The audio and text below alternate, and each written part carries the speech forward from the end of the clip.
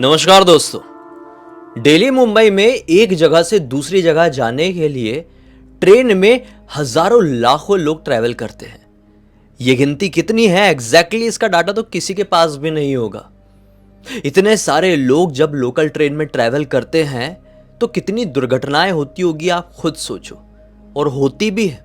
अरे इनफैक्ट जिस सोसाइटी में मैं रहता हूँ ना, इसी सोसाइटी में एक लड़की रहती थी। बेचारी डेली अपने ऑफिस जाती थी ट्रेन से, लौट रही थी, थोड़ी आज लेट हो गई थी। वो ना ट्रेन के गेट में खड़ी थी, उसका पैर ऐसा स्लिप हुआ डायरेक्टली ट्रेन के नीचे आ गया और तीन हिस्से हो गए थे पूरे शरीर के। उसको फिर कैसे तैसे करके यहाँ पर लेकर आया गया, जोड़ जोड़ के उसके हिस्सों को। ऐसी ऐसी दुर्घटनाएं होती है। एक दुर्घटना मैंने देखा था जब मैं मलाड़ में रहता था। मैं खुद ट्रैवल कर रहा था। एक डब्बे में दो गेट होते हैं, तो एक गेट के साइड मैं खड़ा था और पीछे वाला जो गेट था मेरे ही वाले डब्बे का, उसमें एक और लड़का खड़ा हुआ था। बारिश का महीना था, शाम के तकरीबन 7:30 बज रहे थे। ट्रेन मलाड स्टेशन से जस्ट निकलने ही वाली थी कि अचानक से चिल्लाने की आवाज़ सुनाई दी। मैं पलट कर देखा ना तो मेरी आंखों के सामने एकदम धुंधलापन सा हो गया। मैं इतना ज़्यादा डर गया था क्योंकि वो जो लड़का खड़ा था जिसको मैंने चढ़ते हुए भी देखा था, वो गिर गया था और उसका ये वाला पार्ट ही ट्रेन के नीचे आ गया था। ऐसी ऐसी दुर्घटनाएं होती है। इनको तो मैंने देख लिया, जान लिया। ना जाने किस किस कगार में लोगों के साथ क्या क्या घट जाता है, आप सुनेंगे तो आज रात में ठीक से सो नहीं पाएंगे। अब ज़रा सोचो, कहीं पर या फिर किसी चीज़ की वजह से इतनी ज़्यादा दुर्घटनाएं होती हैं तो वो जगह क्या नॉर्मल रह पाएगी? नहीं। उन जगहों की जो वाइब्स होगी, वो एनर्जीज होगी, वो बहुत ज़्यादा हैवी हो जाएगी। क्योंकि वहाँ पर दुख है, दर्द है, कष्ट है, पीड़ा है। मैंने आपको कई बार बताया हूँ, जहाँ पर भी ऐसी चीज़ें होती हैं, दुख, दर्द, कष्ट, पीड़ा, वहाँ पर नकारात्मक ऊर्जाओं का वास हो जाता है। आसान शब्दों में समझना है तो वहाँ पे भूत प्रेत आत्माओं का वास हो जाता है। ज़रूरी नहीं है कि वहाँ पर भटकने वाले भूत प्रेत सबको नुकसान पहुँचाते ही बैठेंगे, सबको आहू करके डराते ही रहेंगे। नहीं, ऐसा नहीं होता है। बस वो वहाँ पे वास करने लगते हैं क्योंकि उनकी आखिरी यादें, उनकी आखिरी सांसें, उनके आखिरी पल वहाँ पर कटे होते हैं। आज मैं ये सब इसलिए कह रहा हूँ क्योंकि मैं आपके सामने गोरेगांव, मुंबई में एक बहुत ही प्रसिद्ध इलाका है गोरेगांव। अगर आप लोग टीवी देखते होंगे तो तारक मेहता से आपको पता होगा, गोरेगांव फिल्म सिटी ये सब बोलते हैं लोग। तो गोरेगांव स्टेशन में एक बड़ी भयंकर घटना घटी थी, उसी कहानी मैं आज आपके सामने लेकर आया हूँ। स्टार्टिंग में ही बता दूँ, इस घटना की जानकारी मुझे प्रसाद जी से मिली थी। आगे बढ़ते हैं। प्रसाद जी के ग्रुप में, दोस्ती यारी में 6-7 लड़के थे, जिसमें से ये लोग जगदीश नाम के एक लड़के की काफ़ी ज़्यादा रिस्पेक्ट करते थे। कारण ये था कि जगदीश जो था ना, वो फिल्म इंडस्ट्री में काम किया करता था। रहता था वो कहाँ? अंधेरी में। अब एक एज होती है जिस एज में ना सब लोग बहुत ज़्यादा क्रेज़ रखते हैं अपने मन में, फिल्म इंडस्ट्री को लेकर रखते हैं। आजकल के जेनजीज रखते होंगे कि नहीं मुझे नहीं मालूम, लेकिन हमारी जनरेशन तक के जो लोग थे, मिलीनियल्स तक के जो लोग थे ना, वो लोगों को बड़ा शौक होता था फिल्म इंडस्ट्री का, उसके बारे में जानने का। मैं ये नहीं कह रहा हूँ सबको हीरो बनना था, लोगों को बस अच्छा लगता था सुनना, जानना, देखना। तो लोग बहुत ज़्यादा देखने भी जाते थे। तो इस ग्रुप के जो लोग थे, इसी रीज़न से जगदीश जी की बहुत ज़्यादा रिस्पेक्ट करते थे। जैसा मैंने बताया, जगदीश बहुत छोटे लेवल से फिल्म इंडस्ट्री के बड़े लेवल तक पहुँचे थे। जब वो फिल्म इंडस्ट्री में काम करने के लिए आए थे, तब पहला काम उन्होंने एज ए स्पॉट बॉय किया था।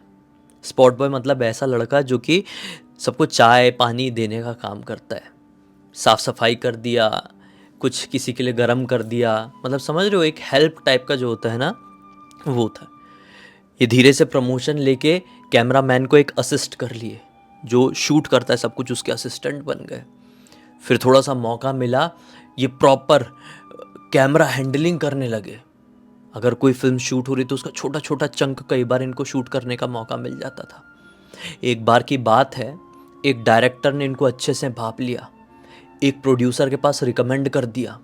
प्रोड्यूसर ने बोला, लड़का अच्छा है जगदीश, एक बात बता, मेरी एक लो बजट हॉरर फिल्म है, उसको शूट करेगा क्या as a main camera man, main DOP के रूप में तू काम करेगा क्या? तो जगदीश जी बहुत खुश हो गए थे। तो ये सारा जो जर्नी थी जगदीश जी की, ये काफ़ी ज़्यादा इनके ग्रुप के लोगों को बहुत इंस्पायरिंग लगती थी आई मीन। और इसी ग्रुप में ये प्रसाद जो नाम के व्यक्ति हैं जिन्होंने ये कहानी भेजे हैं वो भी थे। तो ये अक्सर जब कभी भी ये लोग जगदीश से मिलते थे ना, तो फिल्म इंडस्ट्री की बातें डिस्कस करते रहते थे कि भाई बता जगदीश, किस हीरो से मिला, किस हीरोइन से मिला, कोई घटना बता, कोई कॉमेडी कांड बता, कोई कुछ तो बता, किसी कोई थोड़ी पोल खोल। तो जगदीश जी भी बताते रहते थे मौके मौके पे, ऐसा हुआ वैसा हुआ। इस बार जगदीश जी इन लोगों से 2 साल से नहीं मिले थे। कट्टू वो मार्च के महीने में 2010 में इनसे मिलते हैं अपने ग्रुप से। जगदीश जी अब काफ़ी ज़्यादा मैच्योर्ड हो चुके हैं, बहुत दुनिया देख लिए, बहुत काम कर लिए, बहुत छोटे लेवल से बहुत बड़े लेवल तक पहुंच चुके हैं। वो अपने दोस्तों को बुलाए हैं और बोल रहे हैं कि यार भाई मुझे एक अच्छे मीडियम बजट की फिल्म मिल गई है, उसकी मैं पार्टी दे रहा हूँ तुम लोगों को। एज आ मेन कैमरामैन मैं उसमें काम कर रहा हूँ, तो जहाँ पार्टी के लिए चलना है मुंबई में बोलो। तो सारे दोस्त जो थे उन लोगों ने बोले कि भाई अंधेरी के कोई अच्छे क्लब में चलो। तो जगदीश जी बोलते हैं कि भाई क्लब में मज़ा नहीं आएगा, बातचीत नहीं कर पाएंगे यार, बहुत म्यूज़िक व्यूज़िक रहती है। एक काम करते हैं, कोई ओपन टेरेस टाइप की जगह रहती है, वहाँ चलते हैं, बैठ के बातें करते हैं थोड़ी। सब दोस्त लोग खुश हो गए और जगदीश जी आज बैठे हुए हैं। जगदीश जी के चेहरे के हाव भाव बिल्कुल अलग है। अब का जगदीश पहले के जगदीश से बिल्कुल डिफरेंट सा लग रहा है। तो ये जगदीश जी से ये दोस्त लोग पूछते हैं कि भाई जगदीश बहुत ज़्यादा चेंज से लग रहे हो, मतलब क्या एक्सपीरियंस किया इस बार की, मतलब लेटेस्ट शूटिंग में कुछ बताओ ना। जगदीश जी बताते हैं कि तुम लोगों के साथ शेयर करना ही था, इसलिए मैंने सोचा कि एक पार्टी भी थ्रो करता हूँ और तुमसे बातचीत भी कर लूँगा। जब से वो चीज़ मेरे साथ घटी है मैं ठीक से सो भी नहीं पा रहा हूँ। दोस्त लोग बोलते हैं मतलब क्या ऐसा घट गया भाई जगदीश? बोले बड़ा बहुत ज़्यादा डरावना था। अब जो मैं बता रहा हूँ उसे उस मोमेंट में चलकर ध्यान से सुनो, इमेजिन करो कि तुम भी मेरे साथ वहां पर थे। जगदीश जी बताते हैं वो एक फिल्म की शूट पे काम कर रहे थे। उनकी जो लेटेस्ट फिल्म थी उसकी शूटिंग अंधेरी के चांदीवली में एक स्टूडियो है वहां पर चल रही थी। अंधेरी का चांदीवली स्टूडियो बहुत फेमस है, वहां पर वो फिल्म का कोई पार्ट था वो शूट हो रहा था। उनका पैकअप रात के तकरीबन 1 बजे के आसपास हुआ था। अब जगदीश जी के पास खुद की कार थी नहीं, क्योंकि बहुत नया नया उनको काम मिलना शुरू हुआ था और बहुत हाई बजट का काम नहीं कर रहे थे, तो ट्रेन से ट्रैवल कर रहे थे। और बहुत सारे लोग ट्रेन से ट्रैवल करते हैं मुंबई में। यहाँ पे पैसा मायने नहीं रखता है, मायने रखता है समय, सहूलियत। तो लोगों को ट्रेन से ज़्यादा सहूलियत ज़्यादा अच्छा लगता है। तो वो बताते हैं कि मेरा पैकअप हुआ रात के तकरीबन 1 बजे के आसपास। मैं स्टूडियो से बाहर निकला, देखा कि आसपास में रहने वाले जितने लोग हैं, चाहे एक्टर्स कह लो, काम करने वाले टेक्नीशियंस कह लो, सब अपना अपना साधन उठाए हैं और अपने घर की तरफ बढ़ गए। हमारे जो डायरेक्टर थे वो डिसाइड किए थे कि आज रात वहीं पर स्टे करेंगे। अब मैं वहाँ पर स्टे नहीं कर सकता था, मतलब मैं इनके पॉइंट ऑफ व्यू से सुनाता हूँ प्रॉपर, हाँ आपको कहानी जैसे सुनाता हूँ। तो ये बोलते हैं जगदीश जी कि वहाँ पर मैं स्टे नहीं कर सकता था, तो मैं बस देख ही रहा था कोई ऑटो मिल जाए कि मैं पहुँचूँ रेलवे स्टेशन और वहाँ से मैं एटलीस्ट आखिरी लोकल तो पकड़ लूँ जिससे मैं बोरीवली पहुँच सकूँ। पिछले कुछ दिनों से मैं बोरीवली में स्टे कर रहा हूँ, मेरा रहना वहाँ पर ही हो रहा है। अंधेरी में जो मेरा घर है वहाँ पर कुछ थोड़ा वो जो मकान मालिक है वो कुछ तोड़वाई फोड़वाई का काम कर रहा है, इस रीज़न से मैं बोरीवली में एक दूसरा रूम रेंट पर ले लिया था, तो वहीं पर रह रहा था। तो चांदीवली से मेरी शूटिंग कंप्लीट हुई, मैं ऑटो का इंतज़ार कर रहा था कि ऑटो आ जाएगी। इतने में मेरा एक असिस्टेंट जो मुझे असिस्ट कर रहा था वो अपनी कार लेकर आता है और कहता है कि सर अगर आप बुरा ना माने तो मैं आपको रेलवे स्टेशन तक छोड़ दूँ क्या? जगदीश जी ने हाँ कह दिए और ये अपने असिस्टेंट की कार में बैठे और अंधेरी रेलवे स्टेशन तक पहुंच गए। बैठे हैं और ट्रेन का इंतज़ार करने लगे। स्टेशन काफ़ी ज़्यादा खाली है क्योंकि काफ़ी ज़्यादा रात हो चुकी है। आज के टाइम पे ऐसा नहीं, मैं 2010 की बात कर रहा हूँ, अभी तो रात के 1:30 बजे भी लोग दिखेंगे अंधेरी स्टेशन में, लेकिन 2010 के टाइम पे इतनी ज़्यादा भीड़ नहीं होती थी कई बार। तो वो एक बेंच में बैठ जाते हैं और इंतज़ार करने लगते हैं कि कोई ट्रेन आए आए आए आए। अनाउंस होता है कि आज की ट्रेन आधे घंटे लेट है, आखिरी वाली। ये टेंशन में आ जाते हैं यार, आधे घंटे और बैठना पड़ेगा। ट्रेन आने के जस्ट 10 मिनट पहले एक आदमी आता है गंजा सा आदमी इनके बाजू में बैठ जाता है। ये तिरछी नज़र से देखते हैं कि कौन आया कौन नहीं बाजू में। कई बार हम देख लेते हैं ना ऐसी अनजान जगहों में, सुनसान जगहों में, कि हमारे बाजू में आके कौन बैठा। तो ये भी ऐसी बाजू में देखते हैं तो क्या पाते हैं, वो जो गंजा आदमी आया है, मोटा सा सांवला सा, वो इनको घूर घूर के ऐसे देख रहा है। बड़ी बड़ी आँखें एक तो उसकी ऐसी लाल लाल है कि बहुत चढ़ा के आया हुआ है, ऐसा घूर घूर के देख रहा है। तो थोड़े से घबरा गए और अपनी नज़रें ऐसे चुरा ली, उसको इग्नोर कर दिया। वैसे जगदीश जी का नेचर बहुत ज़्यादा मिलनसार है, वो बहुत ज़्यादा टॉकेटिव है, लेकिन ये आदमी इस तरीके से, विचित्र तरीके से घूर रहा था, ये कुछ बोलने लायक नहीं छोड़ा उसको। मतलब जगदीश जी कुछ भी नहीं बोल पाए, इग्नोर कर दिया और फिर ट्रेन के आने का इंतज़ार करने लगे। ट्रेन आई, ये आगे बढ़ते बढ़ते एक बार फिर से पीछे पलट कर देखे तो वो आदमी भी घूरते घूरते इनको इनके साथ ही डब्बे में चढ़ गया। जैसे ये डब्बे में चढ़े तो देखे कि इस पूरे के पूरे डब्बे में कोई भी नहीं है।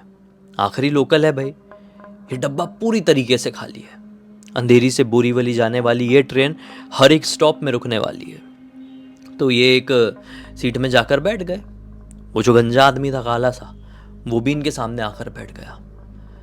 अब ये उसको एक झलक देखते, एक झलक बाहर दिखते। वो आदमी अपनी लाल लाल आंखें लिए बस ऐसे ही घूर रहा है। वो ऐसा आंख नीचे कर ली अपनी और मोबाइल में ऐसे थोड़ा टाइम पास करने लगे। फिर नजरें उठा के ऐसा देखते तो वो इनको ही घूरता रहता। अगला स्टेशन आता है जोगेश्वरी। अंधेरी से जोगेश्वरी आने में मुश्किल से 5-6 मिनट लगते हैं। जोगेश्वरी स्टेशन जैसे क्रॉस होता है, वो आदमी इन्हीं को घूरते घूरते अपनी सीट से खड़ा होता है और डब्बे के दरवाजे के पास जाकर खड़ा हो जाता है। डब्बे के पास एक डंडा रहता है, उसको पकड़ा रहता है और इनको ही बस ऐसा घूर रहा है। ये सोचते हैं कि ऐसा कैसा खड़ा है यार, मतलब ट्रेन ऐसी चल रही है और ये उल्टा खड़ा है मेरी तरफ मुंह करके, इसको क्या करना है, गिरना है क्या। कई बार हवा का झोंका, रात में ट्रेन कई बार बहुत फास्ट चलती है, तो हवा का झोंका ऐसा है कि वो आदमी ऐसा हिलने जैसा हो गया। तो जगदीश जी के मुंह से निकल गया आराम से। अब गोरेगांव स्टेशन आने ही वाला था, ट्रेन हल्की सी स्लो हुई थी कि वो आदमी धम से नीचे छलांग मार देता है। इनकी तो हार्ट बीट रुक सी जाती है। जगदीश जी घबरा जाते हैं कि ये आदमी गिर गया। मैं सोच ही रहा था गिर ना जाए, पता नहीं मेरे चेहरे में इसको क्या दिख रहा था, ऐसा क्या घूर रहा था, गिर गया। उसको पीछे से कुछ लगा है शायद। ये भाग के जाते हैं, सोचते हैं कि यार मैं भले चेन वेन खींच दूंगा, कोई आदमी गिर गया, उसको अगर जिंदा होगा तो मदद मिल जाएगी। तो ऐसा भागते हुए दरवाजे की तरफ जाते हैं कि देखता हूँ नीचे। तो जैसी चलती हुई ट्रेन से वो बाहर की तरफ झांकते हैं ना दरवाजे के पास जाके, तो क्या देखते हैं, कोई गिरा विरा नहीं है। वो आदमी तो ट्रेन की रफ्तार से दौड़ रहा है। वो नजारा देखकर इनका वहीं पर खून सूख जाता है और हाथ पैर पूरे कांपने लगते हैं। शरीर ऐसा सुन्न पड़ जाता है कि ऐसा फील होने वाला था कि ये गिर ही जाएंगे। कि किस्मत से स्टेशन आ गया था, गोरेगांव स्टेशन। स्टेशन आने से पहले ट्रेन कैसे हॉर्न मारती है ना, जोर से, तो हॉर्न मारी तो ये थोड़े रियलाइजेशन में आए और जब आंखों से वो हटा, वो इल्यूजन क्रिएट हो गया था, सब कुछ नॉर्मल दिखाई दिया और इतने में ट्रेन रुक गई। लगभग 4-5 नॉर्मल से दिखने वाले लोग इसी डब्बे में चढ़ते हैं। देखते हैं कि ये बहुत ज़्यादा घबराए हुए हैं, पसीना पसीना है, हालत टाइट है। इनसे पूछते हैं कि भाई साहब क्या हो गया। एक आदमी पूछता है तो ये इस आदमी को पूरी बात बता दे कि मैंने ऐसा ऐसा अभी अभी देखा। आदमी बोलता है कि आपने तो अभी देखे, हम तो ना जाने कितनी बार देख चुके हैं। हमेशा हम अंधेरी से अपने बोरीवली तक जा रहे होते हैं और लगभग डेली हमने देखे हैं उसको चढ़ते हुए। वो चढ़ता है अंधेरी से और जोगेश्वरी से गोरेगांव के बीच में, जब गोरेगांव स्टेशन आने वाला रहता है वो कूद जाता है। हमने कई बार दूसरे यात्रियों से भी बातचीत की है तो सब लोगों को समझ में आता है कि वो नॉर्मल इंसान नहीं है, वो कोई भूत है। क्योंकि वो एग्जैक्टली 100% लोगों को दिखाई नहीं देता, वो किसी किसी को दिखाई देता है। वो आपको भी दिखाई दिया, आपको भ्रमजाल में फंसाने की कोशिश किया। ये डरे हुए थे बहुत ज़्यादा, इसलिए ज़्यादा बात नहीं कर पाते हैं और बोरीवली स्टेशन आ जाता है, वो उतरते हैं, सो जाते हैं। अगले दिन नाइट की शिफ्ट थी, नाइट की शूटिंग थी, तो वो शाम को ही निकल जाते हैं भैया बोरीवली से अपने अंधेरी चांदीवली स्टूडियो के लिए। चांदीवली स्टूडियो में पहुंचते हैं और डायरेक्टर से मिलते हैं। डायरेक्टर को भी बताते हैं कि पिछली रात को क्या कुछ घटा है इनके साथ। तो डायरेक्टर क्या बोलते हैं कि 1 मिनट रुक भाई जगदीश, मैं तुझे एक फ़ोटो दिखाता हूँ। तो डायरेक्टर अपने मोबाइल में एक फ़ोटो इसको दिखाते हैं जगदीश जी को। तो जगदीश ये फ़ोटो को देख कर ना काँपने लगते हैं। ये फ़ोटो किसी और की नहीं थी, ये उसी गंजे से सांवले से आदमी की थी जो पिछली रात को इनको ट्रेन में ऐसा मिला था, जो भूत था। जगदीश जी के ऐसे हाथ कांप गए थे पूरे। तो डायरेक्टर बोलते हैं, बताना यही था क्या? जगदीश बोलते हैं, हाँ हाँ यही था सर। डायरेक्टर बोलते हैं कि इसको मैं बहुत अच्छे से जानता हूँ। दरअसल ये अपने ही एक फिल्म की शूटिंग का स्पॉट बॉय था। मैं एक बड़ी फिल्म कर रहा था, वहाँ पर बहुत अच्छे से काम करता था। एक दिन रात के समय वो विरार में रहता था, जा रहा था ट्रेन से, और पता नहीं क्यों वो गेट में खड़ा हुआ था यार, बारिश का टाइम था। उसका पैर स्लिप हो गया, जोगेश्वरी से गोरेगांव के बीच में वो ट्रेन के नीचे गिर गया और ऑन द स्पॉट उसकी मृत्यु हो गई। उसके कुछ दिन बाद मेरी भी कोई शूटिंग थी विरार साइड में। मैं भी रात के समय का था कुछ तो भी सीन, तो मैं रात में जा रहा था आखिरी वाली ट्रेन से यार। लिटरली मैंने उसको चढ़ते हुए देखा था और मुझे देखकर मुस्कुरा रहा था वो। मेरे तो काटो तो खूनने वाली सिचुएशन हो गई थी। और ट्रेन में कुछ लोग और चढ़े थे उस समय, तो मैंने उनसे बात किया था कि आपको कोई दिखा क्या यहाँ पे? तो उन लोगों ने बताया थे मुझे कि दिखता है उनको, आज नहीं दिखा। इसलिए तुमको भी दिखा तो मैंने पूछ लिया फ़ोटो दिखा के, ये यही दिखा था क्या? तो बताओ तुमको भी यही दिखा था? मतलब कोई दुनिया माने या ना माने, आत्माओं का वास ज़रूर हो जाता है ऐसी जगहों पर जहाँ पर वो आखिरी सांसें लेते हैं, जहाँ पर लोगों की अकाल मृत्यु हो जाती है।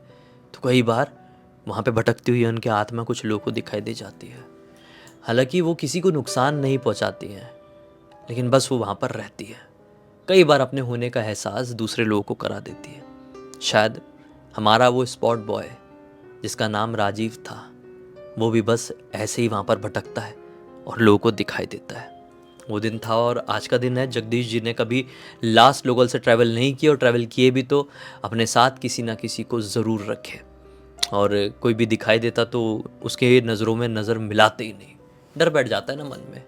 तो जगदीश जी ने ये पूरी पूरी कहानी इस ओपन कैफ़े में बैठे बैठे अपने दोस्तों को बताए थे, और दोस्त भी सुनकर मतलब घबरा गए थे। बोले बताओ जगदीश, ऐसी ऐसी चीज़ें भी होती रहती। जगदीश जी ने बोले अरे ना जाने कितनी चीज़ें और होती है भाई, फिल्म सिटी में भी बहुत घटनाएं हमारे जानकारों के साथ घटी है। वैसे क्या आपको फिल्म सिटी में घटी हुई कोई घटना की कहानी जानना है? कोई फिल्म के सेट में किसी एक्टर के साथ? क्या मैं एक सीरीज़ लेकर आऊँ जिसमें मैं अलग अलग फेमस एक्टर्स के साथ, फिल्म एक्टर जो बड़े बड़े ए ग्रेड एक्टर्स हैं, उनके साथ घटी हुई कहानियों के बारे में आपको बताऊं? भूतिया कहानी ऑब्वियसली। कमेंट सेक्शन में ज़रूर बताना। बाकी अब इस वीडियो का अंत यहीं पर कर देते हैं। देख लिए थे, बहुत ज़्यादा पसंद आया है तो लाइक ज़रूर कर देना। चैनल को सब्सक्राइब करके बेल आइकन दबा के ऑल के ऑप्शन में क्लिक करना, क्योंकि इसी तरह के हैरान कर देने वाले खौफनाक वीडियोस डेली आप लोग सामने लेके आता रहता हूँ। इंस्टाग्राम की लिंक इस वीडियो डिस्क्रिप्शन बॉक्स में मिल जाएगी, क्लिक करके डायरेक्टली वहाँ पर पहुँच जाना। और इसी तरह की कोई भी कहानी, टॉपिक या जानकारी आप लोग के पास भी है तो लिख भेजना। हो सकता है मेरा अगला वीडियो कल आपके हिसाब से ही बन रहा हो। तो चलिए कल फिर से मिलते हैं, तब तक के लिए बहुत बहुत धन्यवाद। आपका दिन शुभ हो।